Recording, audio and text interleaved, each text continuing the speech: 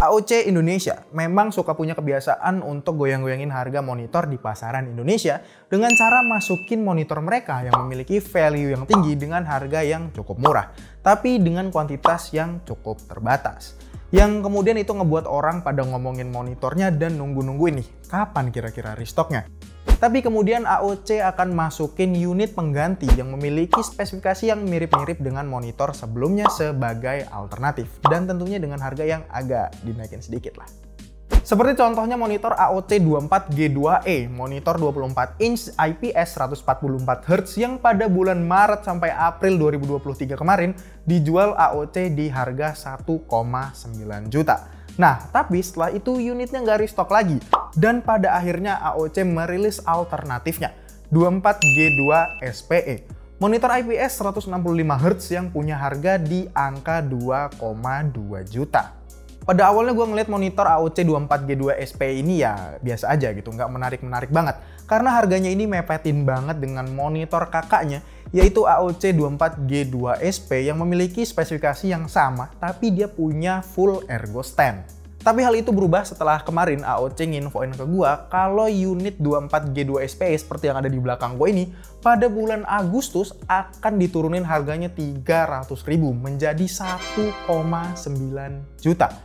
Yang itu harga yang sama seperti yang dijual AOC untuk 24G2E yang punya 144Hz kemarin pada bulan Maret sampai April. Nah, kira-kira di harga 1,9 juta dengan unit 24G2 SP ini, kita bakal dapetin apa aja sih? Yuk kita bahas.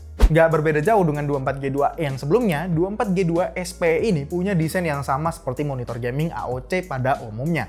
Desain bodi dan kaki yang stylish dengan perpaduan warna hitam dan aksen merah khas AOC. Frame pada kanan kiri atas monitor ini juga bezel-less, kecuali di bagian bawahnya aja. Karena monitor ini termasuk seri monitor budgetnya AOC, 24G2 SP ini nggak punya stand full ergo seperti kakaknya si 24G2 SP yang dijual di harga 2,3 juta. Seri G2 SP ini cuma memiliki tilt aja dari min 5 sampai 23 derajat yang menurut gua udah cukup oke ya, dan pas gua coba untuk ngatur tiltnya ini dia bener-bener mulus banget, bahkan bisa kita ubah-ubah pakai satu tangan.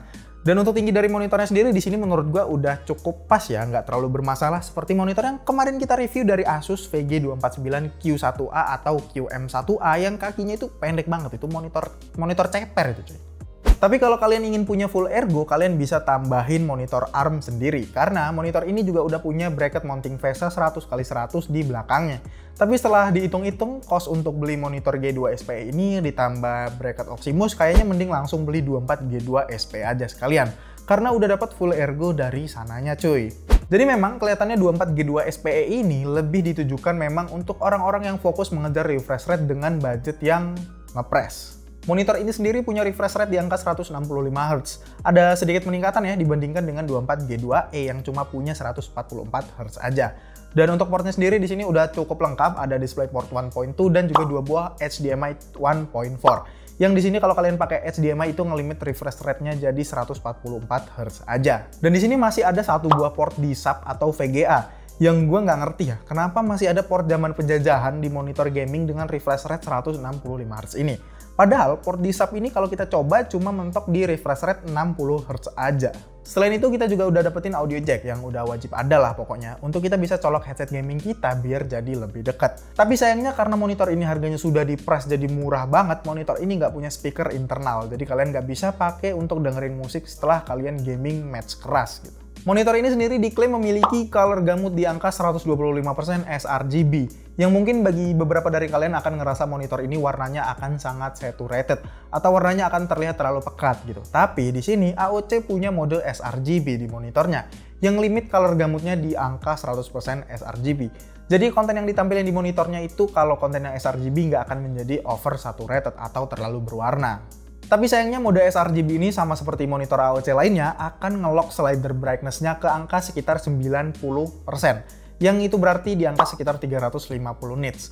Yang pasti akan kerasa terang banget ya buat kalian yang lebih suka ruangan gelap untuk PC kalian. Tapi buat gue pribadi yang selalu ngidupin lampu di ruangan kerja gue, ya brightness segini masih cukup bisa ditoleransi cuy. Dan untuk maksimum brightness-nya juga cukup lumayan nih, di angka 400 nits yang ngebuat monitor ini bisa banget nih dipakai di ruangan yang banyak cahayanya. Untuk soal kontras dan akurasi warna juga monitor ini menurut gue juara. Udah cukup untuk level IPS di angka 1100 banding 1. Dan di sini AOC ngeklaim punya akurasi warna dengan delta I di bawah 2. Tapi di sini AOC nggak jelasin delta I di bawah 2 ini di color gamut yang mana, P3 atau sRGB. Tapi kalau kita lihat dari harga dan speknya, kemungkinan besar ini untuk gamut sRGB. Karena untuk P3, dia cuma mengcover berada di angka sekitar 87% P3. Dan untuk response time-nya gimana? Di sini AOC ngasih kita 4 preset overdrive dari off, weak, medium, dan strong untuk response time-nya. Dan kalau kita lihat dari preset strong ini masih bekerja cukup baik di refresh rate 165 Hz. Hampir nggak ada overshoot kalau kita lihat dari uji pengetesan UFO.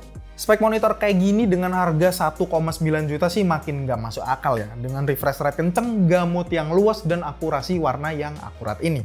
Yang udah pasti secara langsung akan ngebuat monitor gaming lainnya di pasaran itu ya mau nggak mau ikutan turun harga juga. Kita ambil contohnya seperti monitor gaming dari Corewee 24E3 IPS atau 24E4 VA, yang kalau kita lihat di marketplace baik itu Tokopedia maupun Shopee, itu kedua monitor itu selalu berada di paling atas. Yang mungkin bisa jadi kedepannya akan ikutan turun harga juga karena dipepet oleh AOC 24G2SPE1 ini, yang memiliki treatment layar yang lebih baik. Dan juga mengecilnya gap harga pastinya akan membuat market share monitor gaming budget di angka 165 Hz itu ya pasti juga akan secara nggak langsung terbagi ke monitor AOC 24G2SPE ini yang memiliki value yang sangat tinggi. Karena kita sebagai konsumen kalau ngeliat perbedaan harganya itu cuma dikit banget ya pastinya akan memilih produk yang memiliki value yang jauh lebih tinggi. Ditambah lagi soal garansi dan juga after sales-nya AOC itu ya kalian nggak usah ngeraguin lagi ya karena kantornya AOC itu ada di mana-mana cuy. Dan untuk garansinya sendiri juga di sini dia udah mengcover sampai 3 tahun. Yang di sini ya tentunya ngebuat kita ngerasa lebih aman untuk ngebeli produk ini. Meskipun di sini ya bisa dibilang kita ngebeli monitor versi budgetnya karena harganya ya di bawah 2 juta cuy. Jadi kesimpulannya AOC 24G2SPE untuk saat ini bisa menjadi salah satu monitor 165 Hz terbaik. Dengan treatment panel yang lumayan ngebuat monitor ini bisa punya akurasi warna dan juga response time yang juara banget. Punya garansi yang cukup panjang dan tersedia di banyak area di Indonesia. Dengan harga yang dibanting AOC menjadi 300.000 lebih murah jadi cuma 1,9 juta, ngebuat monitor ini punya value yang sangat tinggi untuk saat ini. Oke, jadi gitu aja video kita soal monitor AOC 24G2SPE1 ini. Gimana pendapat kalian? Bisa tulis di kolom komentar di bawah.